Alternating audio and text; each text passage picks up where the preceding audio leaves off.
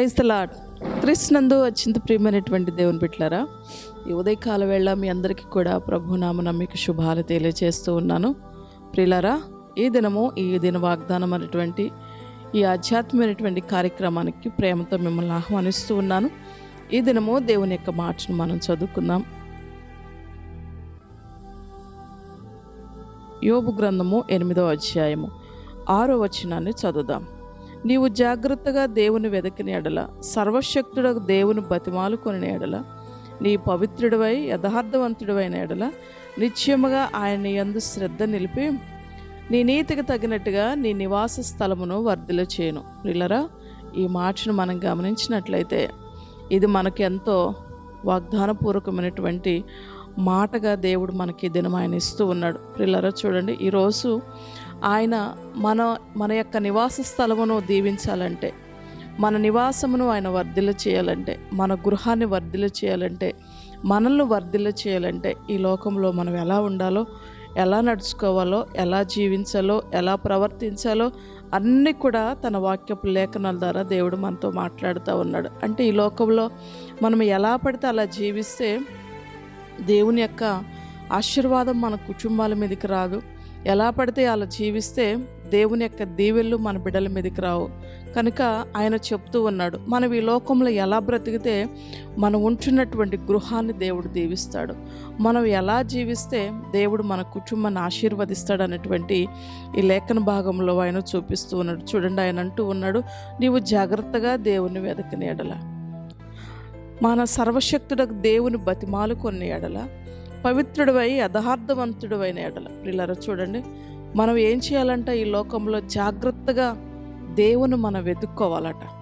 ఒక వస్తువు పోయినప్పుడు, ఒక నాణ్యం పోయినప్పుడు ఆ యొక్క స్త్రీ ఏ విధంగా ఆ యొక్క పడిపోయినటువంటి వస్తువు నాణ్యాన్ని ఎలా మరి అది దొరికేంత వరకు కూడా ఎలా వెతుకుతూ ఉంటుందో, వెతికి చివరికి పోగొట్టుకున్నటువంటి నాణ్యాన్ని తిరిగి సంపాదించుకుంటూ ఉంటుంది బిడ్డలారా. అలాగే దేవుని యొక్క సన్నిధిని మనం వెతికే వారంగా ఉండాలని, సర్వశక్తుడకు దేవుణ్ణి మనం ఏం చేయాలంటే ఈ లోకంలో బ్రతిమలాడుకోవాలంట.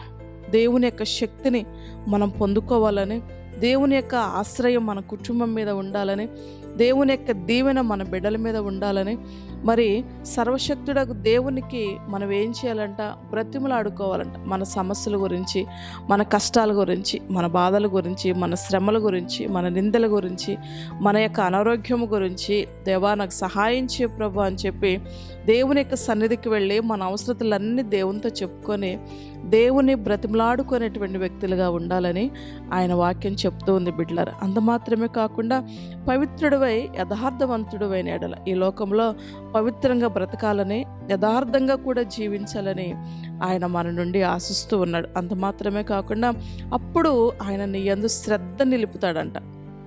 చూడండి బిడ్డలారా, ఒకటి మనం జాగ్రత్తగా వెతకాలి, రెండోది దేవుని బ్రతిలాడుకోవాలి, మూడోది పవిత్రంగా ఉండాలి, నాలుగోది యథార్థంగా ఉండాలి. ఈ 4 పనులు మనం ఈ లోకంలో చేసినప్పుడు ఆయన మన మీద శ్రద్ధ నిలుపుతాడంట. అలా శ్రద్ధ నిలిపి మన యొక్క నివాస స్థలాన్ని ఆయన వర్ధిల్ల చేస్తాడు అని చెప్పి ఆయన లేఖనాలు మనతో మాట్లాడుతూ ఉన్నాయి బిడ్డలారా. ప్రియులారా, ఈరోజు మన గుడారాలు దీవించబడాలంటే, ఈరోజు మన కుటుంబాలు వర్ధిల్లాలంటే, ఈరోజు మన బిడ్డలు ఆశీర్వదించబడాలంటే, ఈరోజు మన దైనందినటువంటి జీవితంలో దేవుని యొక్క ఆశీర్వాదాన్ని మనం కళ్ళారా చూడాలంటే, అపవిత్రంగా జీవిస్తే దేవుని ఆశీర్వాదం మన గృహాలలో ఉండదు. దేవుని సన్నిధిని మనం వెతికేవారుగా ఉండాలి.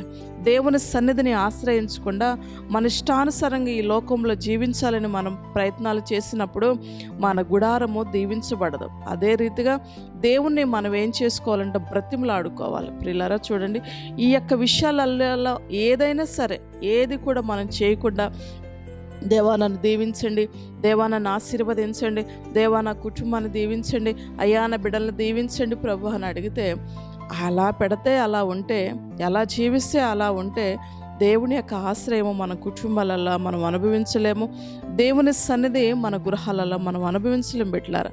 కనుక ఆయన అంటూ ఉన్నాడు, నీవు ఏదైతే చెప్తున్నానో ఆ ప్రకారంగా నువ్వు చేసినప్పుడు నీ నివాస స్థలాన్ని నేను దీవిస్తాను, నీ యందు నేను శ్రద్ధ చూపిస్తాను అని చెప్పి ఆయన యొక్క వాక్యం మనతో మాట్లాడుతుంది బిడ్డలారా. కనుక ఈ లోకంలో అలాంటి జీవితాలు మనం జీవించాలని, అలాగ మనం ఈ లోకంలో బ్రతకాలని, ప్రతిదినము ఆయన కృపను కోరుకునేవారుగా, ప్రతిదినము ఆయన సహాయాన్ని ఆశ్రయించేవారుగా మన దైనందినటువంటి జీవితంలో మనం అలవాటు చేసుకున్నప్పుడు, ఆ ప్రకారంగా జీవించడానికి దేవుని యొక్క కృపను మనం ఆశ్రయించినప్పుడు తప్పకుండా దేవుడు మనకు సహాయం చేస్తాడు.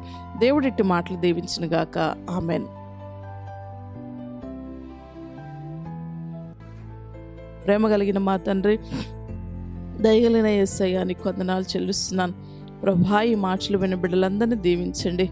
ఎవరైతే నాయన నీ ఆశ్రయాన్ని కోరుకుంటున్నారో వారి నివాస స్థలాలు దీవించబడాలని, వర్ధిల్లాలని ఎవరైతే కోరుకుంటున్నారో ప్రభా, నిన్ను వెదికేవారుగా, నేను బ్రతిమలాడుకునేవారికి పవిత్రమైన యథార్థమైన జీవితాలు ఈ లోకంలో జీవించడానికి సహాయం చేయమని, ప్రతి ఒక్కరికి అలాంటి కృప అనుగ్రహించమని ఈ మాటలు విన్న బిడ్డలందరినీ దీవించి నాయన నీ దయలో వర్ధిల్లు చేసి మీ నామానికి మహిమ తెచ్చుకోమని యేసు నామాన్ని బట్టి అడిగి వేడుకుంటున్నాను తండ్రి.